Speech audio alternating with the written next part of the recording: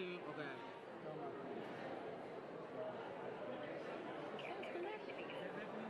Yeah. Bethany, real quick. Mitch wanted to talk to you. Everything's connected on mine.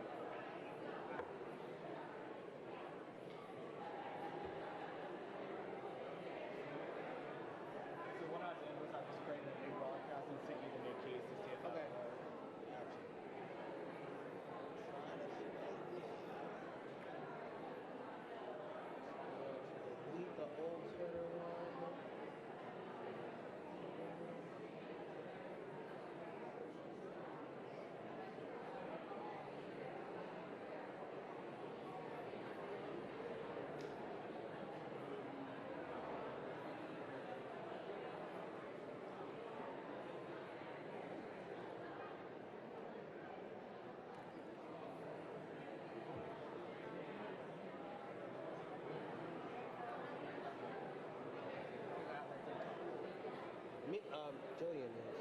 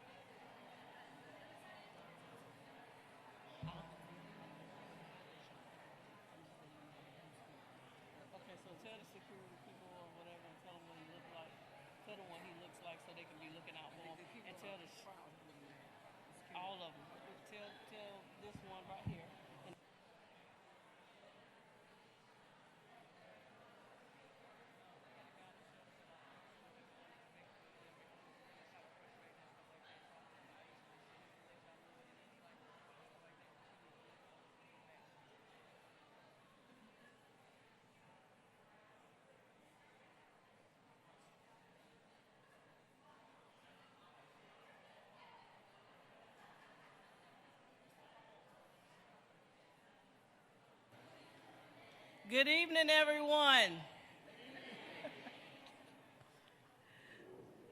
Oh my goodness, y'all look so great. Thank you for being here. Welcome to our 12th Congressional District Town Hall. And yes. I am Sandra Brown, the Deputy Chief of Staff and District Director for Congresswoman Adams. And I'm going to just do a quick announcement. Anyone who is parked at the store across the street, you may want to move your car because they're looking to tow. And we don't want y'all to get caught up in that. So please, if you're parked, please move your car. I was told at the store, period. I'm assuming all the places at the store. So you might want to check that out. Okay. Without further ado, I would like to introduce to you all your Congresswoman, our Congresswoman, Congresswoman Alma S. Adams.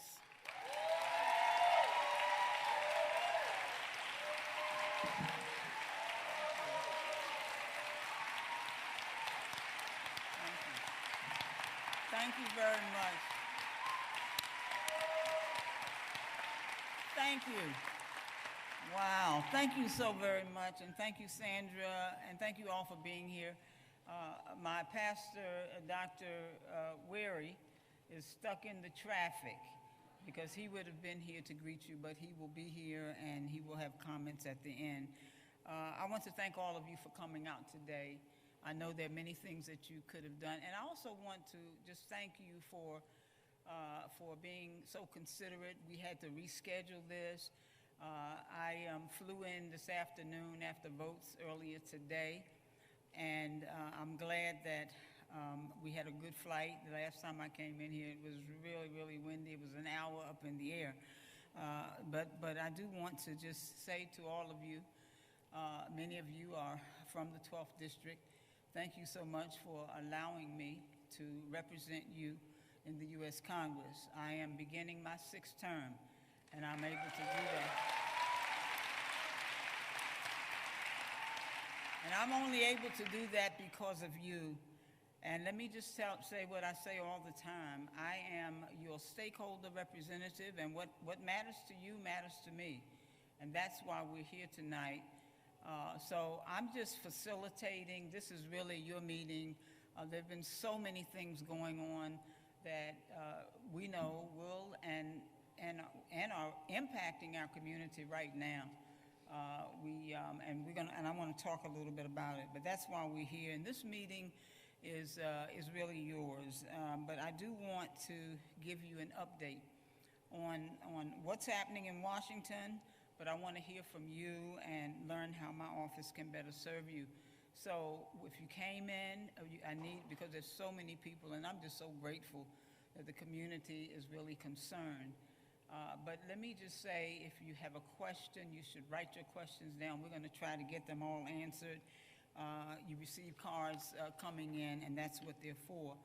But let me just go back and give you some information. As you know, I was sworn in on January 3rd. I raised my right hand, I put my left hand on the Bible, and I took an oath to uphold and protect the Constitution of the United States of America.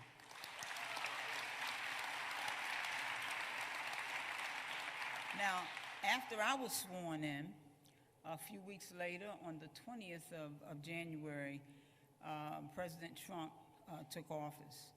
And since that time, my office is here in Charlotte and even in Washington. We've been flooded with calls and letters. They have been constantly streaming into my office about the reckless actions that are coming out of 1600 Pennsylvania Avenue. So there are a couple of things I want to talk about. And I'll just call them for the moment EOs, executive orders. There were 26 that the president actually signed on his first day.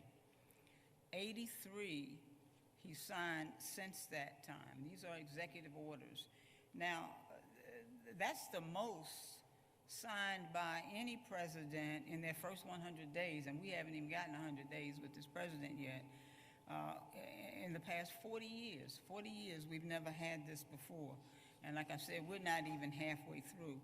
But let me tell you that these executive orders, I know you've been reading about them, you've been hearing about them, but they do everything from stripping away birthright citizenship to eliminating DEI, and I like to say the words diversity, equity, and inclusion.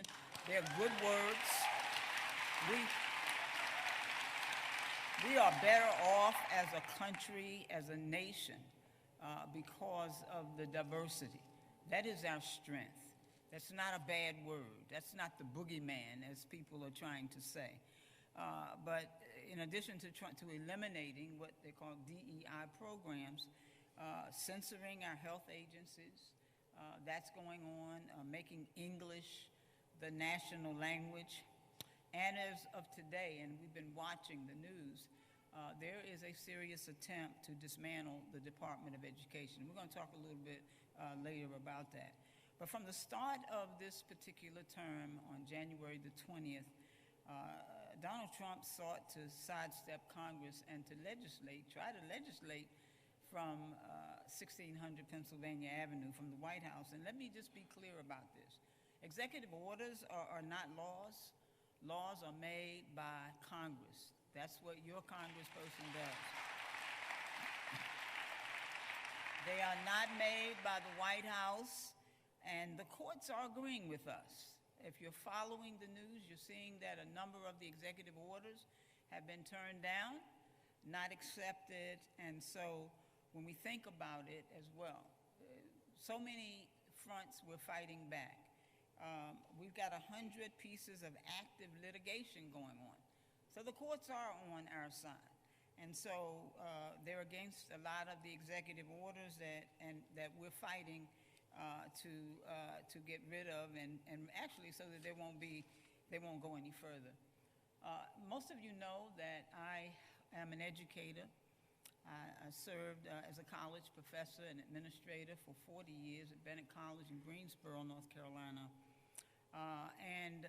Even though I'm not teaching in that way, getting a paycheck for teaching, I don't miss teaching, as some of my colleagues ask me, because I have an opportunity to teach every day in the Congress. We don't know always what we don't know.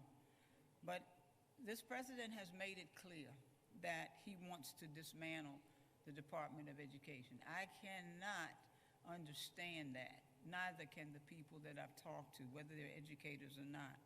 But today, there's been an unlawful executive order to try to do that.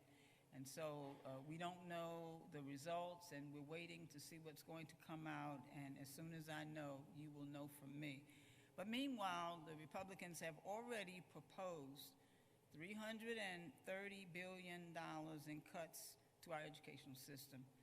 We know exactly how they hurt our children. We have our chair of our school board here. We have some other folks we've got the president of the National Education Association here from Mecklenburg County, who's going to speak to you briefly. But these cuts would take programs away from our 17,000 CMS students with disabilities, 40,000 CMS students on the free lunch program. And they could lose access to these important programs.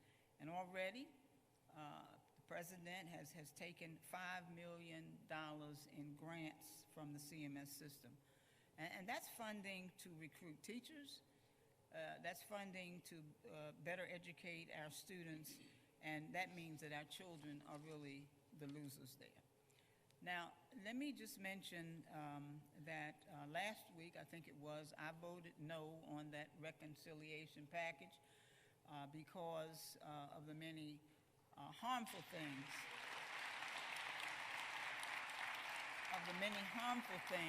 that it does. And so we have already taken, or the president has already taken steps to actually cut some of our most important social safety nets. And I mentioned in terms of what's going on with the schools, but this proposed plan, and like I said, I couldn't vote for that, but hopefully between now and next Friday, that's the 14th, and you know that's the day, that if we don't have a budget, if we don't have a CR, if we don't have something, then it's likely that the government will shut down. Now, okay, we hope that doesn't happen. That harms too many people. But that proposed plan that's on the table right now, that was in that reconciliation package, would actually see $230 billion in terms of cuts from food assistance, from our food assistance programs. Now, in Mecklenburg County, we have 160,000 families who rely on SNAP to feed their families, which includes children. A large number of these folks in this particular number are children. Now, you may know, and you may not, but I do work on 4 H's. I have a 4-H plan that I work on in the Congress: housing, healthcare, higher education, and hunger. Those things are so important to this district and to our state of North Carolina. There's also a proposal for $880 billion in cuts to Medicaid. Now, that is it's a health program that 400,000 residents in Mecklenburg County access. But when we think about Medicaid, it is about health, but it's also about food.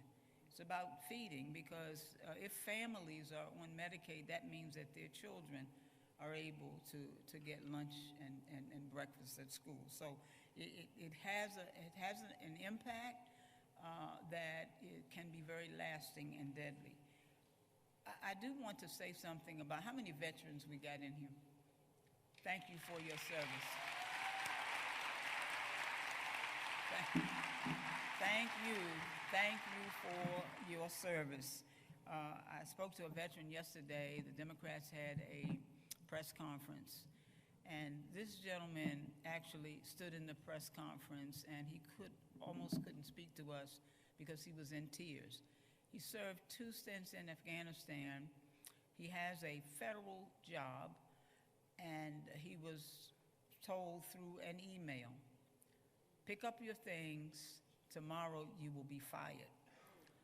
Now, this is someone who has served our country, who has protected our country, and this is what we've done and he's not the only veteran, because when you think about it, 1 in 10 veterans across this country are on Medicaid. In Mecklenburg County, that would amount to more than 5,200 veterans who would have their health care taken away. Because even when you think about jobs and all of the firings that have gone on, not only are they losing their jobs and their humanity in some cases, but they're also losing their health care. Because a lot of people, when you get a job, you also get that benefit. And so these programs have nearly a $3 billion economic impact here in Mecklenburg County, and that's serious. Now, let me just say a word about immigration. President Trump is weaponizing ICE against our immigrant communities. Now, I have a gentleman here who I've asked to come, who I've worked with quite a bit over the years, and he knows exactly what I'm talking about. So ICE has been authorized to raid our sanctuaries, our schools, and our hospitals. Now, when I first came here to serve in the Congress, we could not do that. We are a sanctuary city. But now they've opened that up, and so that meant that folks these officers could not go any and everywhere. They couldn't come in to our churches, and they couldn't come into our schools, although they were trying to stop people at the bus stops, because I was involved with trying to help get a young gentleman out.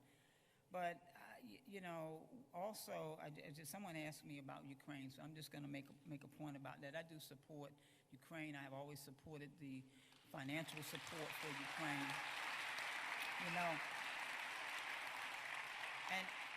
And I can't tell you how distressed I am that our president seems to have sided against Ukraine and even against our government to side with Russia. So this is someone who, when you think about the Russian president and all of the awful things that not only that he does, but that he says, and that for him to feel that he has sort of gained so much support from our country certainly it certainly creates a lot of stress in my mind. But so I'm proud to continue to support Ukraine. I'm not sure what's going to happen in this Congress. I know that I hear there's some deal making going on, but hopefully we will be able to continue to support them. I think President Zelensky has not only worked hard, but he's done a good job, and he's certainly been a friend to our country.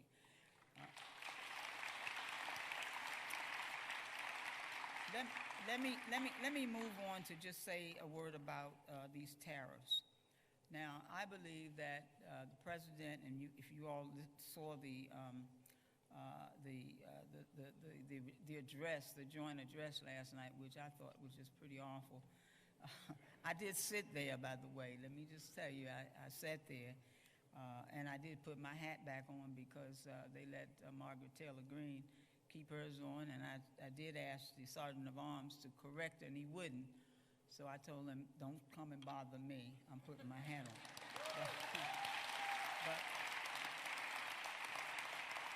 But it appears to me that we are in a trade war as it relates to these tariffs, and all of us, we're going to be responsible for paying for it, and our children, and perhaps our children's children. But if these tariffs continue, then we can expect to pay more for everything. Now, I was told, as you were doing the presidential campaign, that on day one, we're going to have a better deal at the grocery store. Those $1 eggs are going to go down. I'm still paying $1 an egg, and I'm not buying a whole dozen anymore. But the point is, none of those promises have been kept. As a matter of fact, it does not even appear to me that the attention has been placed on really trying to make things better for our citizens. So last month, the cost of eggs here in Charlotte was about $6 a dozen. That's like 175% since December, 175% more. So you know, let's see if something happens there. One of the things that's going on right now that is stressing everybody out, and that is the firings that we're seeing with DOGE. That is the Department of, what do they call it? All right, you all know what I'm talking about. All right, and you know the little man, right? And you also know who's actually running this. This gentleman he's not from here, and I'm not, you know, I'm gonna be like Trump, say, well, he's not from here, but he certainly does not believe in the democratic principles that we hold, and certainly fairness, treating people with respect and dignity is not a part of his plan. There's been an attack launched on our federal employees, our federal workforce, our institutions, and so all federal DEI offices at this point have been closed. People's lives have been disrupted, and there's this buyout offer, which really was just an ultimatum, and I'm not sure where that's going, but people were told that they must return to work. Now, somebody asked a question, and I just want to answer that now. People were told that they must return to the office in person or they're going to be fired. Well, if you think about many of the people who are working, first of all of our federal employees are not working in Washington. They're working all over this country and outside of this country in other places. Many U.S. aid workers are working in other countries trying to not only provide housing and support and food for people, for children, for families, good things that we should be doing. But many of these federal employees were hired during COVID. So when you tell people to come back to work, come back to the office when you never had an office, I'm not sure how that's going to work. And I think that's the plans that have been put in place, actually, they have not been thorough. They haven't thought them out. because I'm not sure where these people are going to go. One gentleman testified before a committee we had the other day, and he said that he received a notice to just go find a federal building and can work out of that. Well, we know that's not possible. You can't just go into, say, the FBI building and say, hey, can you give me a little spot over here to put my computer up? That's not going to happen. But here in our district, we have 7,000 federal employees, and they are uncertain about their careers. They're uncertain about, and we're talking about people who have dedicated their lives to public service. Not because you make a whole lot of money, I can tell you, but they have done that, and they have continued to stay, and they have been basically given an email that basically says, your service is no longer needed. You haven't been a satisfactory employee, so you're going to have to go and come pick up your things. And that's the end of that. No benefits. I mean, when you think about how cruel this is and how inhumane, but I can just tell you, I know who's in the White House right now, but there's a house above the White House, so I'm not going to worry about that. Now, just today, 2 buildings here in Charlotte, the leases were canceled.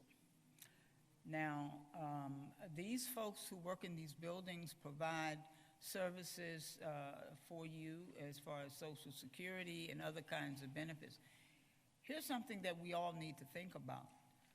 When you lose your job and you lose it for no fault of your own, and even if you did something, the point is you are responsible for the lives of other people and providing services. So who will provide those services? When they shut these buildings down, when they fire people, there's nobody left to do the job. You can't even get anybody to answer the phone at the White House right now. But anyway, we are talking about shutting down critical agencies, and they've already been shut down. And if you all have been following what we've been doing, many of us have been protesting in Washington with other folks. I went to the Department of the Treasury. I went to the Department of Education. They had all the doors locked, and they would not let us in. I can tell you we've done some things about that. But we're talking about the Consumer Protection Finance Agency. Now, so if you've got a complaint about someone who has misused your money or whatever, you don't have anywhere to go. So that agency was really designed to do that, and Congresswoman Maxine Waters was highly responsible for that some years ago when we put that in place. Also, USAID, the Department of Defense, the Department of Education, it's still in limbo right now, but the Health and Human Services and the EPA. So this DOGE group, what is it called, the Department of Efficiency, Government Efficiency, that Mr. Musk has, who also has a number of federal contracts, billions of dollars, and he is overseeing himself, so I'm sure that there are not going to be any cuts there. But anyway, that's what's going on. Now, let me just say, some people have called me. I'm proud of the party that I represent, and I will say that we are standing. We are standing to make sure that your rights are protected. And people have asked me, what are Democrats doing? Well, let me just tell you that in addition to the protests, we have demanded that the Trump administration stop their assault on federal government. We've not only written letters, but I've also pressed the Speaker of the House because let me just tell you, we have a trifecta. The U.S. House, the U.S. Senate, and the White House, all controlled by Republicans. So what that means, and listen, it's all about the majority. And so we need to think about that and make sure that we get the majority back so that we can get some things done. But let me just say that we've introduced a Taxpayer Data Protection Act, because many people call me and says, why does this man have access to my personal information? Not only is that offensive, but that's pretty scary, that he and his 19, 20, and I don't want to talk about the young people because I have a lot of young people working for me, but they're smart, they're smart young men and women. But these are folks who know nothing about government. They don't know anything about the federal government. And so, yes, we probably do need to trim the government down. But there's a way to do it. First of all, let's find out what's working, and let's find out what's not working. And once we're able to do that, and we can make a very intelligent assessment. Because right now, when you just go in with this gentleman had a saw, I mean, you know, it's all theater. Last night was all theater. We know that our president is a TV guy. So everything is going to be kind of a showmanship. But so the Taxpayer Data Protection Act will ensure that your sensitive data does not get into the hands of people that shouldn't have it. We also introduced the All Access Act, and that means that members of Congress, we should be able to go in any building that we want. We are a part of the people's house. And so for us to be turned away, so these are things that we're going to actually put into play for laws. And then the Department of Education Protection Act. I am, as I said, an educator, and I just believe that education will be the pathway for our children. And if they don't succeed, we don't either. So, but I also want to tell you, and people say, what are Democrats doing? It's not just the members of the House and the members of your Congress, but we also have our attorneys generals, we have our local organizations and individuals that are working together, and we'll tell you some things at the end that we think we can do. But including our AG, Jeff Jackson, we have, and we've got his representative here. All right. Let Jeff know he got a lot of applause tonight. He did send a representative from his office. But many of these things will have to be resolved in the courts. But before, the court should be the last resort. The court should be the last resort. As members of Congress, we have been elected to serve and protect you. And when we don't do our jobs, you need to call us out. Now, I'm here to tell you that I don't necessarily want to be partisan here, but I've got to tell you that the control of this whole thing rests with our Republican colleagues. If you've not called them, you need to do it. Tom Tillis, Ted Budd, all of the other folks, Martin, all of those folks who represent Mecklenburg County. There are 14 districts in the Congress for North Carolina. Now, up until this past redistricting, we had an even distribution. There were 7 Democrats and 7 Republicans. Today, 10 Republicans, 4 Democrats. Because of the gerrymandering, you're exactly right, and the redistricting must occur by law, by the Constitution of North Carolina. We must redistrict. But we've got to think about who we're sending to Raleigh, because who we send to Raleigh will determine who's going to represent you in the U.S. Congress. Please think about that. And I always say, when good people don't go to the polls to vote for good people, bad people get elected, and they do bad things to good people. That's what's going on. But let me just also mention that we have some folks here, and I'm going to ask them to take 2 minutes, no more than 3, please. We have Larkin Eggleston from the Attorney General's office, Jeff Jackson. We have our Mecklenburg County District Attorney, Spencer Merriweather's. Okay, all right, is here. We also have Rotrina Campbell from Common Cause, North Carolina, who I've asked to come. our Mecklenburg Deputy County Manager, Anthony Trotman. Thank you so much for being here. And Hector Vaca from Action, North Carolina, and I think Deborah Weeks from the C.W. Williams Community Health Center will be here as well. So I'm going to ask those folks to take a few minutes. But before I do that, my pastor came in, and I'm not going to have him to just sit until the end. And he was caught in the traffic, so I'm going to ask the Reverend Dr. Peter Weary to just come and greet the audience. Thank you.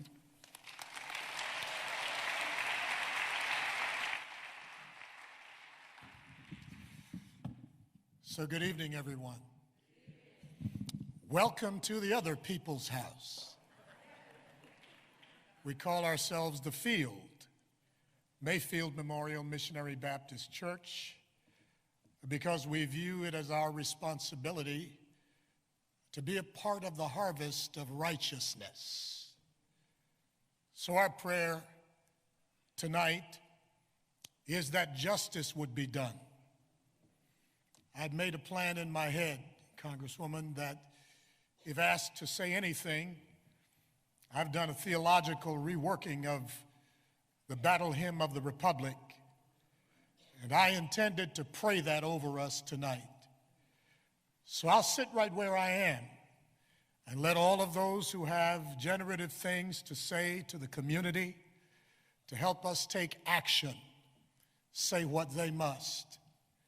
Justice is not a partisan issue. So I am here, amen. Oh, he's feeling Baptist in here now.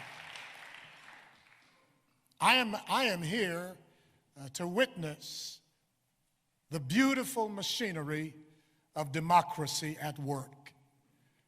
And so I pray that our efforts will be crowned with success, and we support your efforts, Congresswoman Adams, to bring it to pass.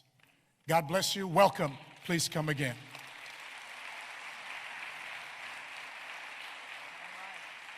Y'all want to hear a good word? Come over here on Sunday morning, 10 o'clock. Guarantee you'll get one. So let's hear from, but before I do that, let me just tell you some things you can do. Right now, we've got a trifecta in our federal government. As I said before, the controlled White House, the U.S. House, and the U.S. Senate. Republicans control it. And so the responsibility to really stop what's going on, that this president has done, many of the things are just not constitutional. I'm just going to tell you, they're not. But because he hasn't been stopped, my colleagues, my Republican colleagues, they just seem to go along. I don't know if they're just scared as hell. Excuse me, Pastor. But you know, the president has a way of terrorizing folks. Now, so they're not speaking out. They're not telling him this is, because I can tell you these things that are happening are not just happening to Democrats, people who claim no party affiliation or Republicans. They're happening to everybody. And so it's going to really take them, although we're doing our very best to get the attention, but when you think about it, he is the president of, and he's, according to what he said last night, he's the president of the Republicans, and that's not a good thing. He should be the president for all the people. And so I'm going to encourage you to do a couple of things. One, you've got to call your Republican senators, Tom Tillis and Ted Budd, and demand that they act against this administration, that they speak up. And I can just tell you, you know, midterms coming, and you know, we can make a difference.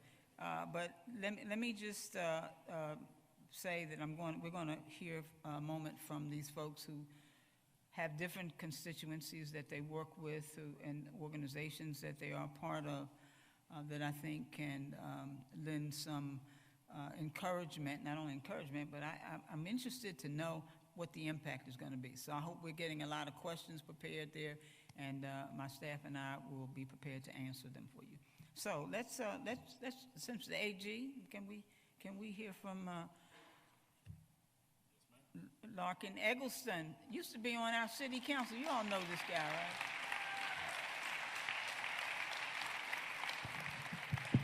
You can hear from whoever you want to in whatever order you want to, because this is your party. Thank you for having this town hall. As many of you are aware, not every member of Congress is having town halls right now. So I appreciate that my Congresswoman is.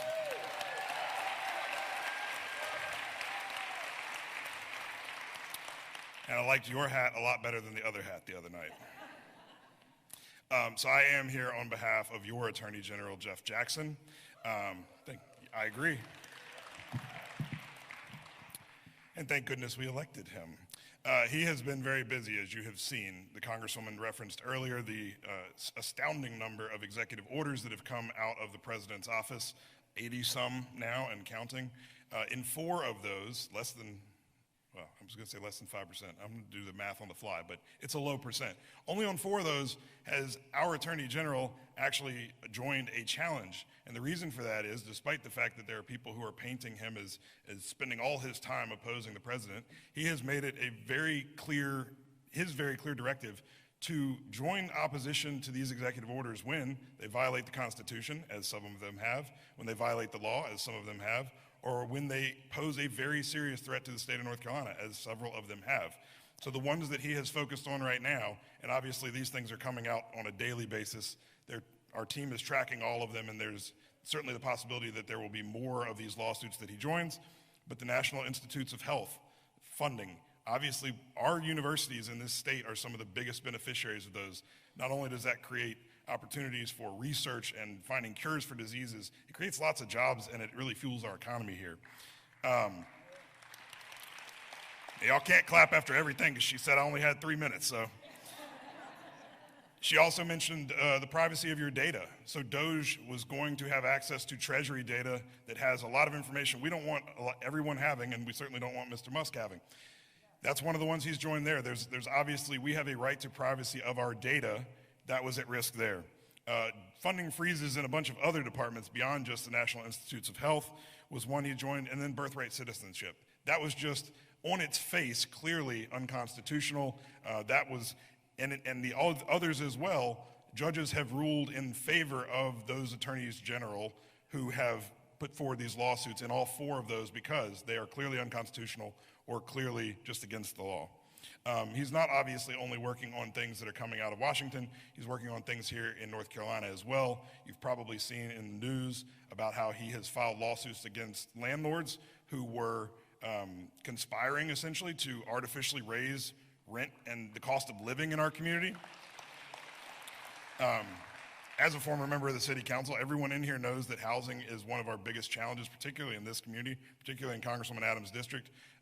So when you've got people who are working against you to artificially raise prices and not let the market set the price at what it should be, obviously that's against the law. That's something that he's not going to tolerate. There have been a number of other things around the state. Settlements with pharma companies, settlements with a company who had abandoned Canton and the Canton Mill. There's plenty keeping our Attorney General busy. He will continue to stay busy. I'm happy to chat with anybody who wants to get a little further into the details afterwards. I think my 3 minutes is probably up, but you can also go to ncdoj.gov, and you can get into the details of any of these things that you want to.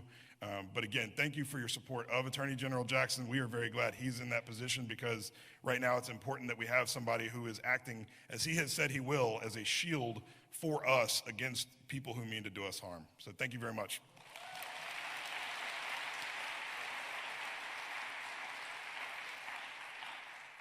Thank you, Larkin. Let's now hear from, I keep forgetting everybody's name. From our president, is that right? President of the CMS, NCAE, that's the National Education Association. That's right. Okay. Yes, ma'am.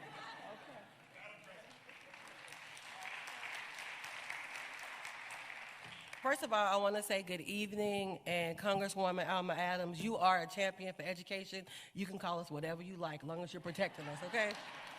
I am a 21-year veteran educator, a national board certified teacher, as well as certified in special education and math. And I get the honor and pleasure to serve as Charlotte-Mecklenburg Association of Educators president, which is affiliate of the largest labor union, NEA.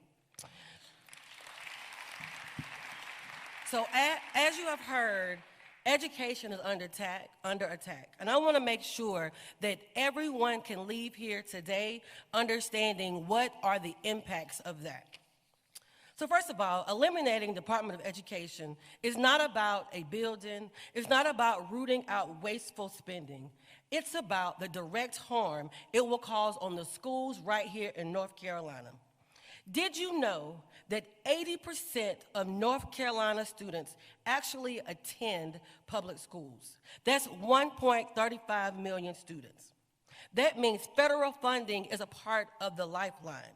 Students who receive special needs services, students who have ADHD and autism are in jeopardy of losing critical programs.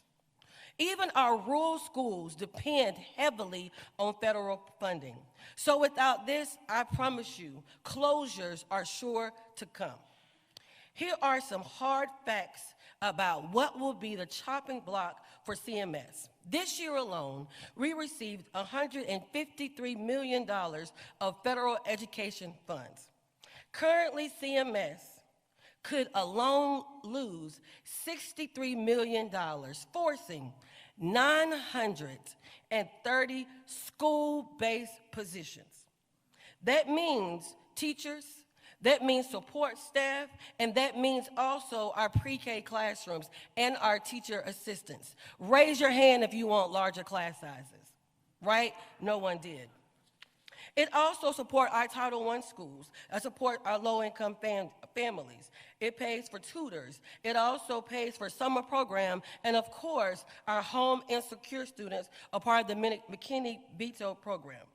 Our Title II funds, which we will lose $5.5 million, that's about the critical teacher development. Back in the day, it was called lateral entry. Now it's called teacher residency. It's for our educators who are coming, having a passion for our kids, but do not have the certification to do the work. So we could lose those critical training and leadership programs to support not only our beginning teachers, but also our administrators and our ongoing professionals. Our Title III funds we could lose is $3.5 million, which supports 33,000 multilingual students, as well as the teachers and the training. We could also lose our funding to support our free breakfast program and CMS. We currently are in jeopardy of losing meals out for those schools for 103 schools. That could be your child's schools or your grandkids' schools or your cousin's schools that those kids attend. It also could mean kids losing food means kids can also lose focus. And we also know it also will lose those critical programs that help support the mental health support that our students definitely need. These numbers aren't just cuts. These are real programs that can cut and hurt real students. The Department of Education, what does it really do? It enforces the civil rights protections, investigating and issuing guidance on how civil rights laws are applied to our LGBT+ students, students of color, as well as our students with disability. Did you know that most of the cases are on our special education students? With us losing that, we will lose those supports, not only for our students, but also the parents. Now, as you know, many students go to school with Pell Grants. We will at jeopardy of losing $1.5 trillion in student loan and debt support. That means our students will go without college being affordable. For the record, DOE cannot cancel, President Trump cannot cancel DOE. It has to be a congressional act. That's why you have to reach out to the elected officials that serve you as well as others that you know as well. We cannot be able, our schools cannot succeed without the resources that we need. Point blank period. We need smaller classrooms, not bigger ones. We need more teachers, not fewer ones. We need a real investment, not abandonment. Schools should be a sanctuary. Our futures are on the line, and we need everybody in this room, the village, to fight for them. Thank you.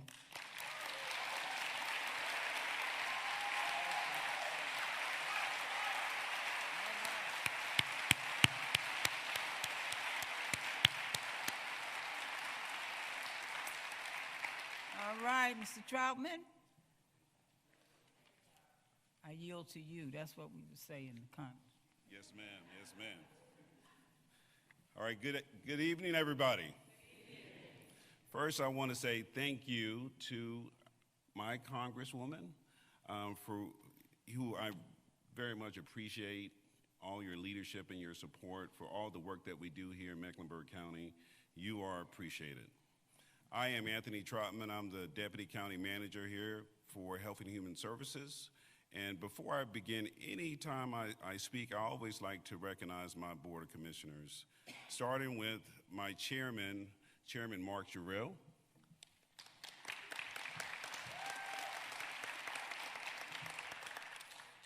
And Commissioner Laura Meyer.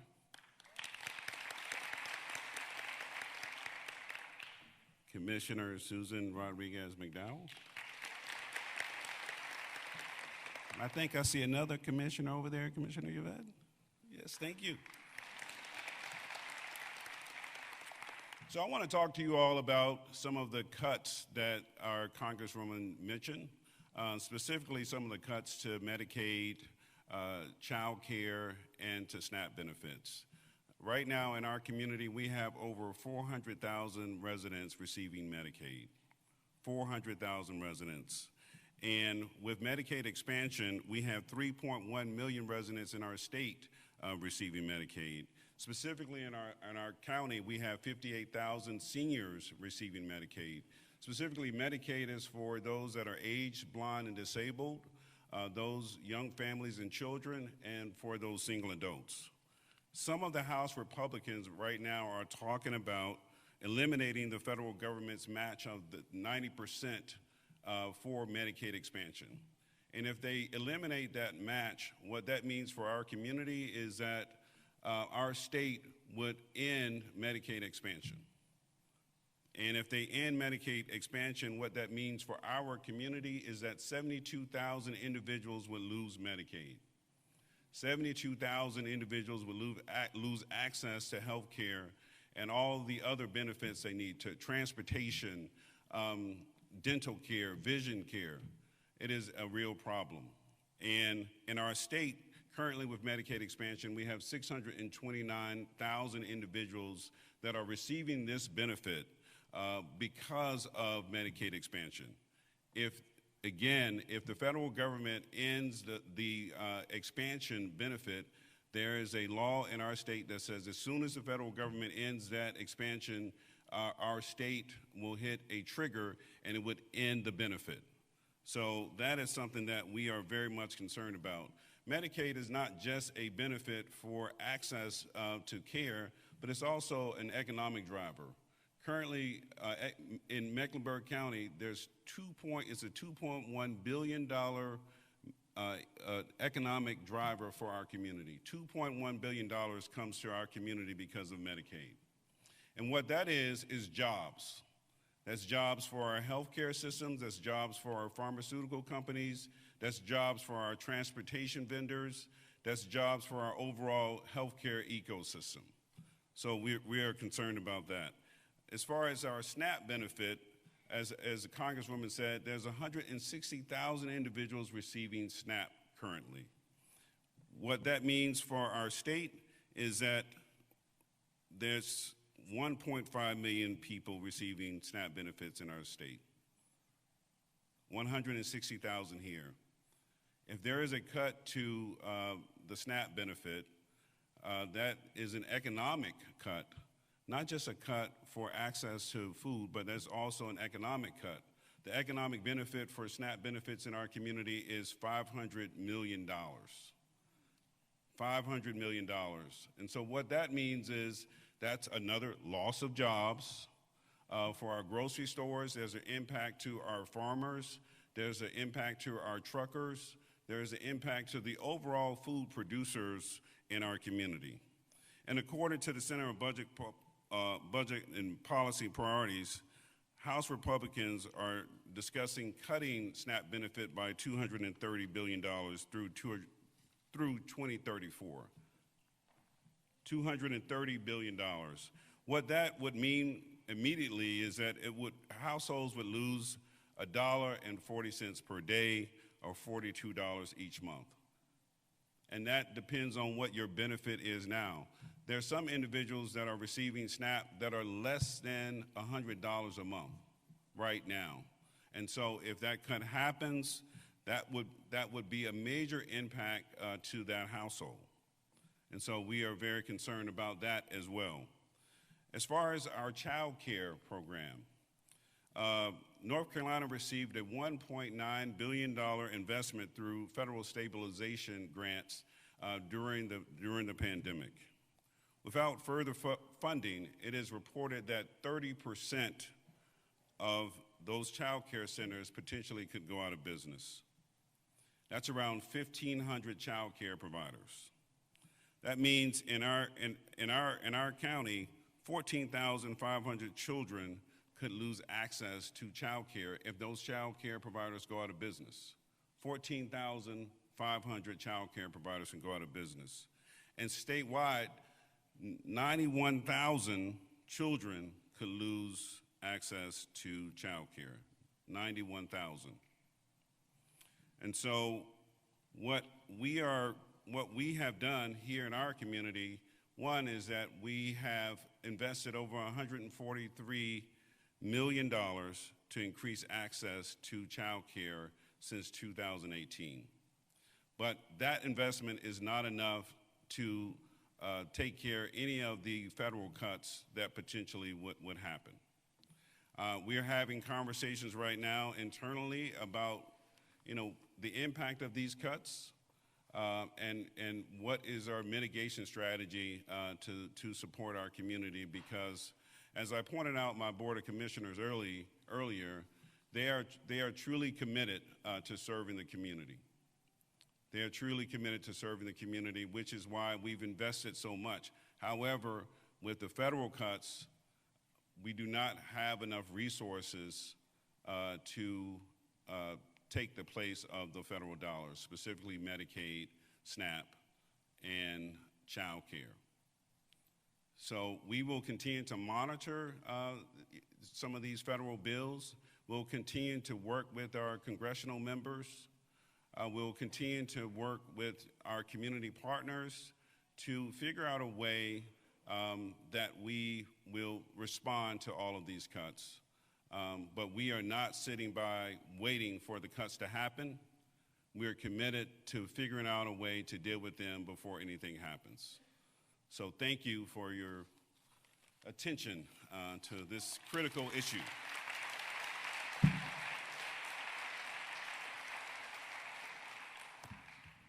So our district attorney, Merriweather, thank you so much for being here, and let me let you have a word. Thank you, Congresswoman. Thank you. Congresswoman, I don't think I'll need longer than a minute. When you invited me here, I told you I'm not a specialist in federal policy. I am not a specialist in a lot of the partisan rancor that we're certainly hearing here. As a matter of fact, it's extremely important that our instruments of justice are without political favor. And when you see that happening, it is important for you to stand up as well. The structure of our Constitution, and I can say this as a lawyer that's present, not speaking as a prosecutor, but speaking as someone who is an officer of the court. The structure of our Constitution is as follows. We depend on Article 1, which talks about the power of Congress. And when that falls short, we are sure to depend on Article 2, which talks about the power of the president. When that falls short, we depend on Article 3, which talks about the power of our courts. And when that falls short, we look to the preamble, which starts with 3 words, which are, we the people.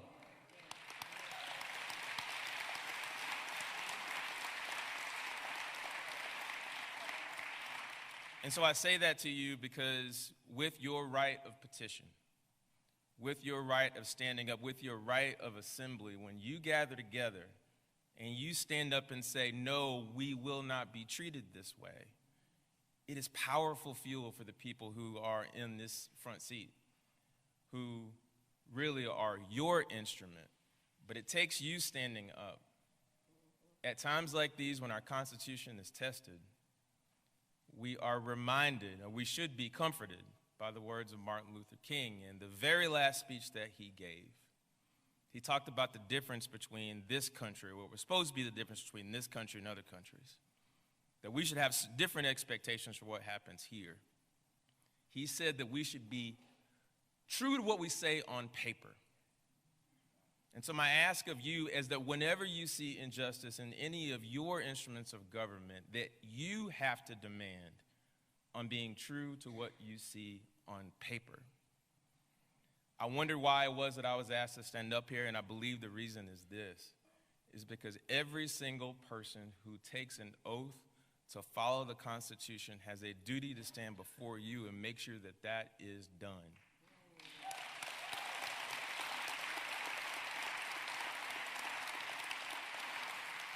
So with your local, with your state, with your federal, with your county, all of us are going to be right here standing with you, listening to you with ears and minds wide open. And so I'm proud to make sure that we are here today doing exactly that. Thank you so much. All right, before we open it up, before we get to questions, I want Ms. Campbell from the Common Cause to come and have a word. Hello, everybody. Hello. My name is Retrina Campbell. As Congresswoman Alma Adams just mentioned, I am with Common Cause, and we are a nonpartisan organization dedicated to upholding the core values of our American democracy. We work to create open, honest, and accountable government, and we've been working overtime. So just want to put that out there. But today what I want to talk about, it's been so much information, I know I only have 3 minutes. I just want to talk about also on a federal level, just how things on a federal level do trickle down here to North Carolina and affect us as well, so it's so important to be involved. Right now we also have the SAVE Act, Safeguard American Voter Eligibility Act, also that is being proposed on the federal bill, which will require voters to present birth certificates or U.S. passport to prove their citizenship when registering or re-registering to vote in federal elections. But although the SAVE Act applies only to federal elections, it will allow our North Carolina lawmakers to enact a similar law for state elections. And I'll talk a little bit more about that. I do want to let you know how that affects North Carolinians. For one, as far as a passport, there are more than 5.7 million North Carolina citizens who don't have one, so you would be required to have a passport or a birth certificate to even register or re-register. Also, approximately 2.3 million North Carolina women do not have a birth certificate that matches their current legal name, so that would be an issue. Also, if you move to a different state, or even just in the same apartment building, the SAVE Act would require you to drive to your local elections office, potentially wait in line for several hours, and then register to vote only after showing your birth certificate or your passport. Tens of millions of Americans would be disenfranchised under the SAVE Act, so please contact your representative and strongly urge them to vote no on the SAVE Act when it comes up for the vote in Congress. So I just want to make sure we're keeping an eye on that. Also, the SAVE Act would eliminate mail and online voter registration, leaving millions without a way to register easily. Also, under the SAVE Act, elections workers would face up to 5 years, y'all, in prison for assisting a citizen who lacks required documentation, even if that citizen is eligible to vote. So this is serious. This is just some of what's coming out of the SAVE Act and could potentially not only affect us on a federal level, but affect us here in the state of North Carolina. And I just want to talk about one more thing. I'm not going to get into the Medicaid, because that was already mentioned. But I want to talk a little bit on a state level, because we do work on a state level as well as a national level. I'm a North Carolinian, born and raised here all my life. And I just want to talk about what that means also. Right now we have our Senate Bill 58. We all know our current Attorney General and know my hopes is what they do for our state. But right now, House Bill 147 is a concerning bill right here in the state of North Carolina, and it has, I'm so sorry, Senate Bill 58. I want to say the measure was introduced by 6 Republicans here in North Carolina, and it would prevent our Democratic Attorney General Jeff Jackson from challenging any of President Donald Trump's executive orders. So that is how we are affected here in North Carolina. It expands upon a sweeping 132-page bill last year that included a provision preventing Jackson from challenging any measure passed by the Republican-controlled General Assembly. In short, it would unconstitutionally prohibit the Attorney General from taking legal action against any statute passed by our North Carolina General Assembly or any executive order issued by the President. That is how it will affect us in North Carolina. That is the fight that we're working on here also in North Carolina. So I just want to talk about one quick thing, what you can do. As always, we ask that you and urge you to reach out to your representative and email them saying you're watching SB 58 and you do not want this to become law. So we do want you to please keep an eye out for that. And I think my time is almost up. And I will, on a national level, though, I'm going to just mention this. If you could please follow our Firing Must campaign, because we're still trying to figure out who is actually leading this country. So please follow us there. Thank you. Yeah, I'm trying to figure that out too. So we've asked for some questions, and and the first one I have has to do with the situation around immigrants. And so I think Hector is here, and I just want him to answer the question. And while he's coming, I want to acknowledge all of the elected officials who are here, and thank you so much for your service. If you're an elected official, stand up. If you're an appointed official, stand up. All right. Yeah. Service is the rent we pay. So I'm going to ask you to read the question. I couldn't read the handwriting. And if you will answer it. One of the things that I want to tell you that from my first entrance into Mecklenburg County, one of the groups that I worked with a lot was the DACAs and the immigrant community. And, you know, we're still trying. I mean, I still believe in comprehensive immigration reform. We've got to do that. And we've got to protect people and respect people regardless of what they look like, where they come from. I think I just want to thank Hector for being here. Let me give you a few minutes to answer that question, because I think then I won't have to answer it. Okay. So the question actually comes from Manolo Betancourt with Manolo's Bakery. I'm wearing one of their shirts. Made in America by immigrant hands. His question is, or his commentary is, everyday ICE is picking up immigrants in Charlotte. We're not criminals. My bakery is losing money. What is your position on ICE? We are in fear.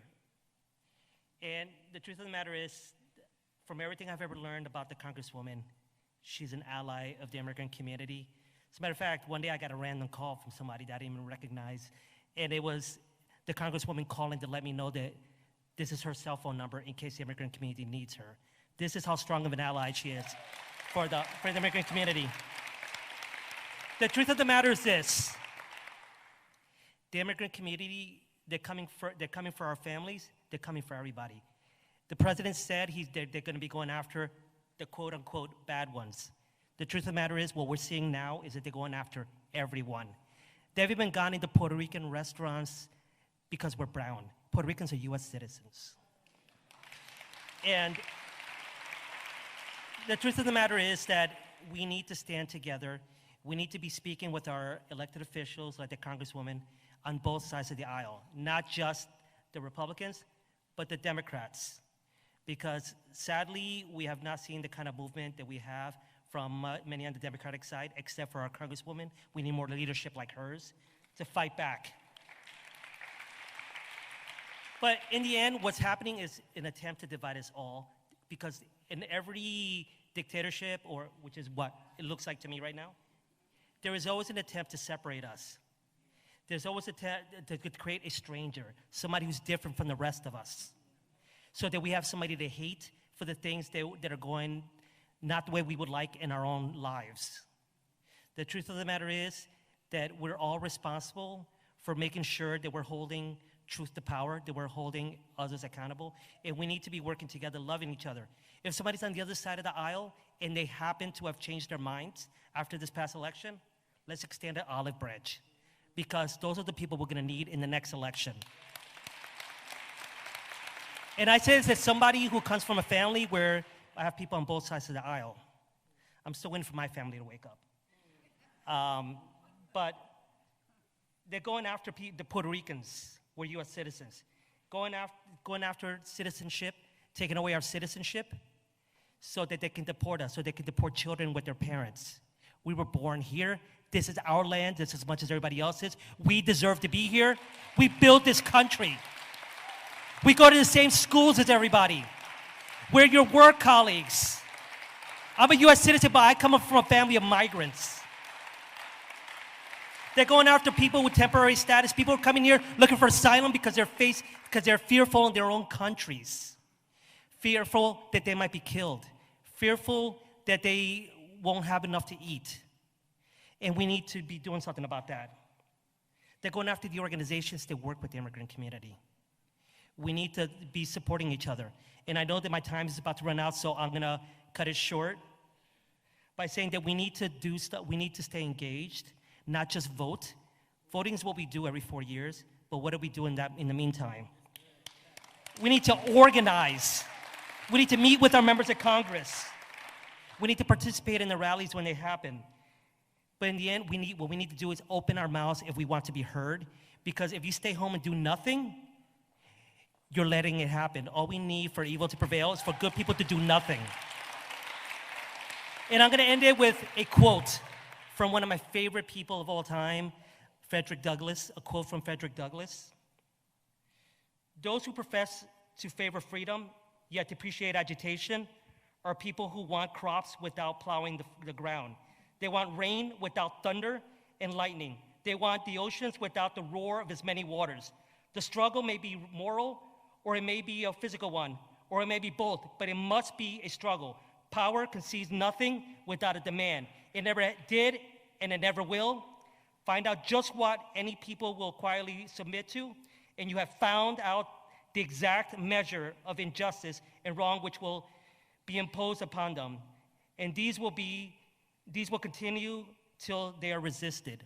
So only together can we do this. Only with allies like the Congresswoman can we make a difference. We should call her and work with her. Call with our other members of Congress. Put their feet to the fire to follow the example of our brave Congresswoman right here. Thank you. Thank you, Hector. All right, we're going to get some questions, and we can move this now, I guess, right? I've got some staff members here. We came in together on the flight, and they work with me and primarily on the legislative end, because that's pretty much what we do in Washington.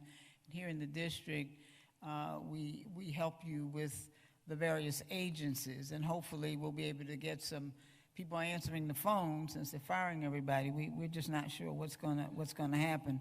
But Ruben Cedello is my legislative assistant who handles education for me. You've met Sandra Brown already, who runs my district office. My communications director, Caleb Harmon, is here. And Thatcher Townsend is here. And I missed somebody. Did I miss someone? Oh, Turner. Turner Taylor. Turner Jones. Getting ready to go to grad. He's getting ready to go to law school. And who helps us with our communications. Locally, we have Elijah Jameson and Lawrence Brinson, who's a JCSU, and you've met Sandra Brown, Carson Kuhn and Yara Elbaro, Praise Taylor, and who else? Did I miss someone? Aisha Pratt, who actually handles our constituent services.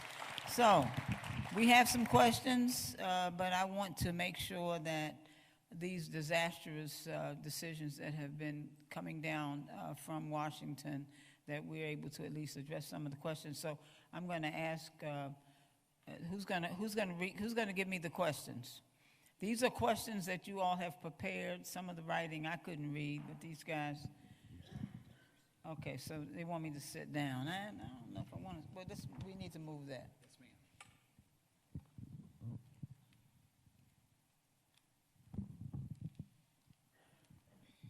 It's a beautiful sanctuary, isn't it? All right, give it up for Mayfield. Good evening, everybody. You're right, this is a beautiful sanctuary. You know it is when everyone responds back with good evening. We have a few of your questions to ask Congresswoman Adams. However, because we have gotten so many questions, we want to make sure that if we don't get a chance to speak with you tonight, make sure that you find one of our staff, get our business cards, and call our office so we can answer your questions after this event's over as well. The other thing I want to mention too, that we have some it's not letterhead, but it has the dome on top of it. And those sheets, whatever you want to say to the president, please write, I'm serious about this. Please write it down on that sheet. I will be personally I'm going to be the mail lady. I'm going to deliver that mail to the White House. So please make sure that you get that before you leave. Oh, they're handing it out now. And so if you got a message for Trump and even for little Musk, put that in there too. Okay. All right, question. Yes, ma'am.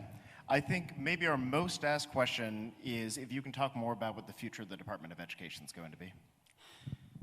Let's just hope that the Department of Education does have the kind of future that we know it can have. Now, I think that, we just had I think an excellent secretary who was with the last administration, Secretary Cardona, who came to Charlotte at least 3 times to do some things with us here, who really cared about children and about their future.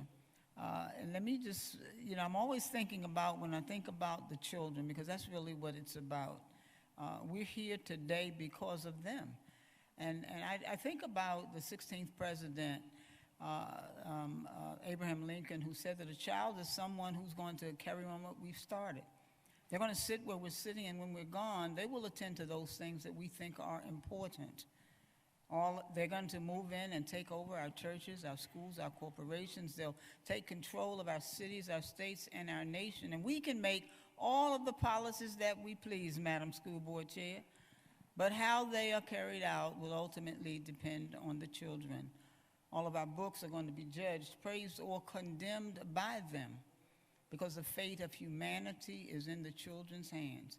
We've got to make sure that their fate is pure, that they have the kind of lives that we know that they can have. Because think about it. Those of us who are old, if the Lord spares us, we'll get a little older. But nevertheless, our future is really in their hands. So thank you so much, and we'll take that question. Education, you asked, what was the question? I'm sorry, I got to tell him, I got to talking about Abraham Lincoln. Just if you could talk a little bit more about the future of the Department of Education. Well, let me just say, and someone said it, and maybe it was Larkin from the AG's office, The Department of Education was actually a legislative act. That means that the Congress, it is in statute. It was created that way. So we can have all of the disruptions from this president and from those that he had put in, he appointed, but they can't actually disconnect the Department of Education. If the Department of Education is to be taken down, discarded, eliminated, it would have to be an act of Congress, because it was an act of Congress that set it up, and it's in statute that way. I certainly hope that because we are concerned about our children, and it's really all about them, that we will have a department. The young lady talked about the things that the Department of Education is responsible for. Not just, I mean, it's for what happens in the schools, what happens with our teachers, how they are going to be tested and educated. And so I think it's going to be, while there may be some disruption, and they're talking about moving certain programs out of the department and other places, the only thing that the president can do, he can take down the actions that the previous president may have put in place if they're not laws. Again, executive orders are not laws. They are not laws. Laws aren't made at 1600 Pennsylvania Avenue. I don't care who thinks that, but they're not made there. They're made in the Capitol, in the House of Representatives, and in the U.S. Senate. So I'm hoping and praying that the future is going to be what it should be for our children. I think if we get enough groundswell, and I'm going to tell you, I can raise all the hell I want to raise, and I can go up on the Hill with Maxine Waters and all of my other colleagues, and we can stand there, and they don't let us in. But if the people speak, if we stand up, if we organize, not only within our communities, but within the organizations, if we organize and help all of these other folks who are trying to help us, we can make a difference. You may or may not have heard that 2 weeks ago, the Department of the U.S. Department of Agriculture took down the program, the 1890s scholarship program for our HBCUs. There are 19 of them across the country. There are 107 HBCUs, but 119 1890s. These are basically the African American schools of agriculture and research. And so I squealed on them. I saw what they were trying to do, and so we exposed them. People got involved. People started writing and calling, and I guess 72 hours they put it back. And you really, so I really think that, again, we've got to stand up. We've got to speak up, and sometimes we got to cut up. And if we can do that, then that's what, as an elected official, I'm going to listen to my constituents, and I can tell you that my colleagues do the same thing. And that's probably why, Larkin, they're not having many town halls, because people are really not real happy about what's going on. The issues of health and education, all those things, those are not partisan issues. If you are hungry and your belly is growling, it's not going to say, well, hey, there's a Democrat belly down here, help me. Doesn't matter. We still have to eat. There's certain things that we all need, basic, affordable, decent housing. And there are some basic rights, some human rights that I think sometimes we have forgotten about. This next question says, thank you for your leadership and bravery. What can you do to preserve affordable housing, homeownership, and no cuts to HUD? Well, I'm going to fight against all of that. Now, next week, somewhere between now and the 14th, which is next Friday, we're going to have to be talking about how we're going to keep the country going, because all of the money that's been appropriated so far with what we call the CR, the continuing resolution, runs out on the 14th. And we put that in place in December, only for 3 months. Now, we should have, we really need a budget that will run the whole year, but that's been difficult to do. But we're going to hold back. And I can tell you that members of my party, we're going to be pushing back. And I will tell you, even though Republicans have the majority in the House, it's very slim. It's very slim. And so if anything gets passed, up or down, it's going to take some support from both sides of the aisle. So hopefully we can have some opportunity to negotiate some of that. But I can tell you, I'm not standing for cutting up SNAP. I'm not standing for dismantling the Department of Education. I'm not standing for cuts in Medicaid and Medicare. I'm not going to deal with that because the people need those services.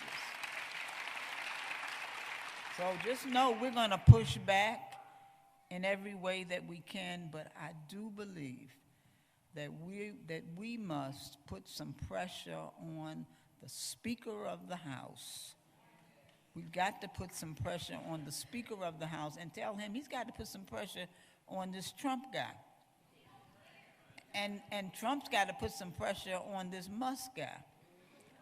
You know, it's a chain reaction there. He's going to listen to them because those are the folks who obviously seem to want him. And I just say for folks who voted for him, you know, you got what you voted for, but, you know, we all going to have to live with it. So we all going to, you know, the president was right when he talked about the pain. He's dispensing a lot of it, but the point is, it is a problem. Yes, go ahead. There's a hand up there.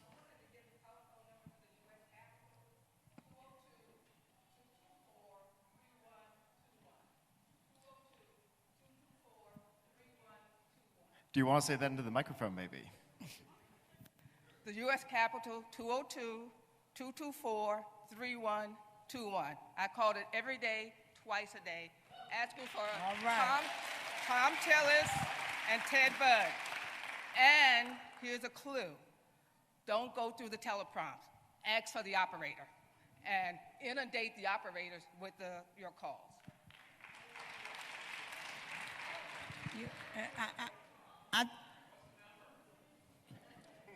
I think it's important also for us to remember every member of Congress has an office in Washington, but we also have district offices. And so some people are telling me, well, they're not answering the phone. Well, tweet, text, do the other things that you do. And if you want to go make a visit, do that. Just show up. You don't have to go to Washington, although we'd love to have you come on the Hill if you want to do that. But you can see your local people. We have offices. The senators have multiple offices because they represent a larger part of the state. Yes, sir. What can our federal workers do in the face of these firings? Well, I think you need to know your rights.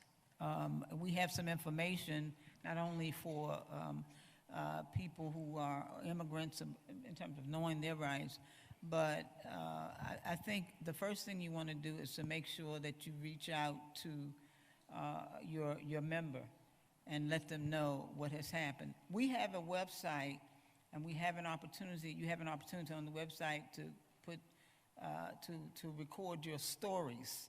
You don't have to put your name if you don't want to. That's fine. We use that information as we're debating on the floor, as we're getting ready for to try to see what we can get to run this country in terms of the kind of funding and the appropriations. So that's what I would recommend that you do. Yeah. This budget is proposing major cuts to Medicare and Medicaid. What can people do to fight back? Well, I think we're gonna have to talk back. We're gonna have to speak up. We're gonna have to write You're going to let them know, particularly, and again, I know, like I said, you know what my party affiliation is, but we're not the ones that are holding up things. We're the ones that are really trying to help the people. And in order for us to help you, you've got to help us by making sure that you reach out to the other side of the aisle who don't seem to want to do the right thing, but they instead are so entrenched with this president and what he wants to do, which is not, in my opinion, beneficial to our citizens. So making the contact, getting together with organizations that support what you support, forming those kinds of coalitions. And I think Thatcher had a good idea because he works on the labor side. And Thatcher, if you could mention that what you have actually told people, because I think that's really helpful. Hey everyone, thanks for coming out tonight. I just wanted to recommend to everyone, it's always really helpful for members of Congress and for staff if you're able to come together with like-minded individuals in your district, maybe people who have been personally impacted by policies from this administration. If you want to come together, form an organization between citizens and reach out to legislative staff with congressional offices and try and set up meetings. I think banding together based on kind of collective interests is always really helpful for congressional staff, so that's a recommendation I would share. In other words, don't go by yourself. Don't go by yourself. Go with the team. Organize yourself, even if you give yourselves a name, and create an organization. I mean, again, so they're going to probably be more receptive if you come in a group and say, we're the organization of whatever, and this is what we work on, and we need you to hear from us. That seems to be a more, not only, it's received, I think, better by members when we have more than one person coming. I know. Well, I mean, I try to see anybody that comes in my door if I'm there, but I do think it's really important. Now, I thought that was a good idea. So we're an organization. We've been working on this issue with health care for kids, and we need you to know what you're proposing here and what this president's proposing and what you all are supporting. It's not so much what's coming out of the White House. The real damaging thing is that there's no pushback from the Republicans, and they seem to. Now listen, many of you may have children or whatever, and you know what happens when you tell your child, well, look, don't do that, and so they're going to do it, and just to see, nothing happens, and so okay, we're going to do something else. We're going to, and think about it. Things are coming down the pike so quickly. What do they call it? Flooding the zone. They're flooding the zone. And as we're working on one thing, another thing comes up the next day and so forth.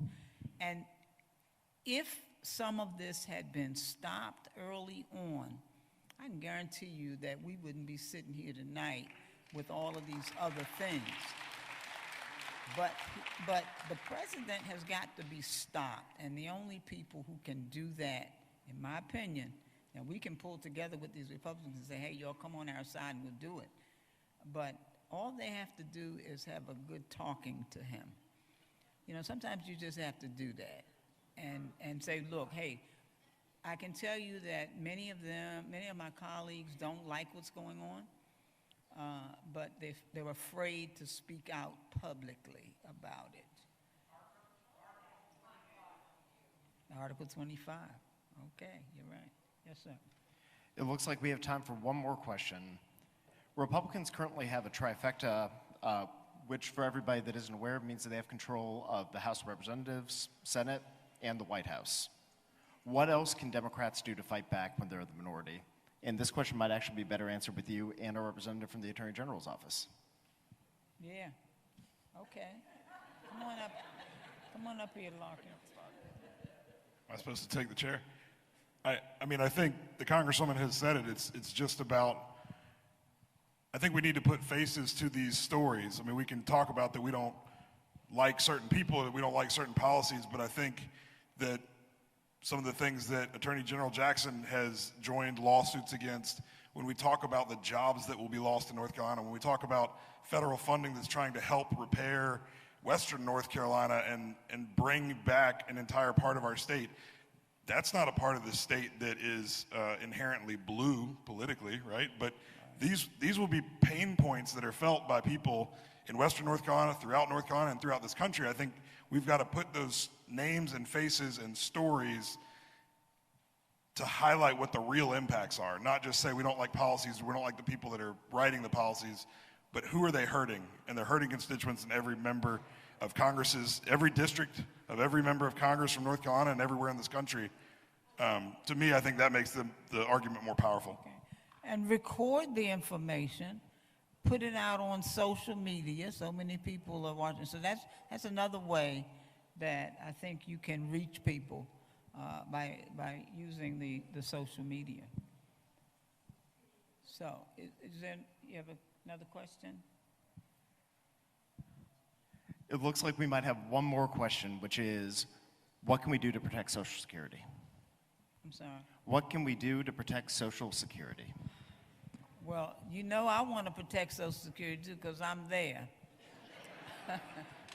And I thank God for the time that he's given me to get there. But listen, Social Security, when you think about it,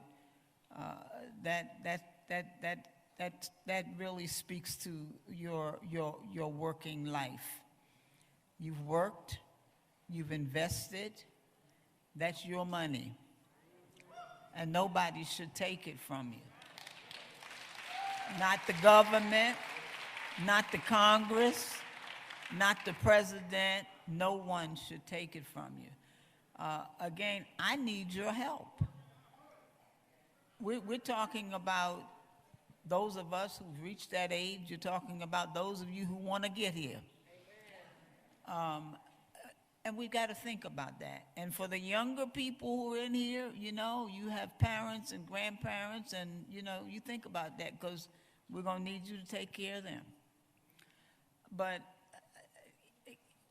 we're just going to have to, be very vocal about this. Because when you think about Social Security, it's not just about that individual. It could be if something happens to you that's support for your children, support for those you leave behind. So I just, listen, if everybody in here, and I don't know how many people in here, but Pastor, but there's a whole lot. If we could all write something and put that out publicly. But listen, I think Tom Tillis needs to hear from you. I mean, really, look, he's a senator. Well, tweet out about that. Let people know, you know, my U.S. Senator, he's not answering the phone. Well, put the word out to him another way. Put it out on social media. Tweet it out. Text it out. Leave a note on his door. He has offices, at least 2 or 3 in the state. So leave it on the voicemail. We check our voicemail. I log in all of the calls that come into my office, and I'm sure my colleagues do the same thing. So they'll be getting your messages. You may not get to talk to him directly, but he'll get your message. And you know, let's put out some social. Let's do some stuff. Take your phone and you know, put a message on and send it out somewhere.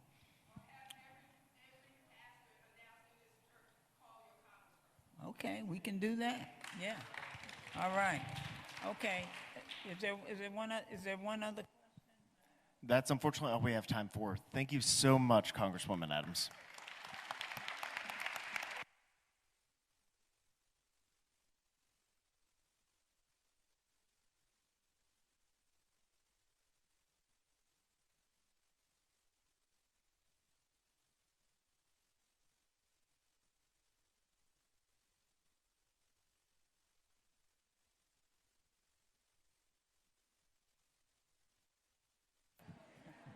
You know, they wanted to censor my colleague, Al Green, and they shut the cameras off because, okay, can I have your attention for just a moment? All right, please make sure you leave your message for the president. We've got the paper out there for you to do it. Leave your message for the president. We'll take it back. I just want to personally thank Mayfield for opening its doors for us tonight. Let's thank Mayfield, all of the workers here. Thank my staff, and of course the Sheriff's Department. Thank you so much for being here. And to all of my guests who are here, thank you so much. Thank you for offering your comments. And just a minute, you know, I'm a good Baptist. We got to have a benediction. All right, hold on, please. Just stand where you are. All right, I'm gonna ask my pastor to give us a benediction here.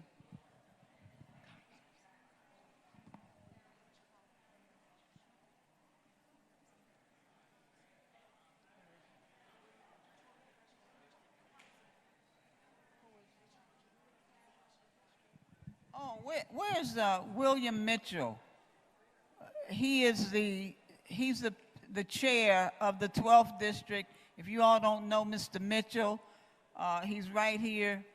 And we have our, when is the conference? May? May the 17th. May 17th. We'll hear more from Mr. Mitchell and the 12th district. Those of you who would like to join us, would you just bow for a moment?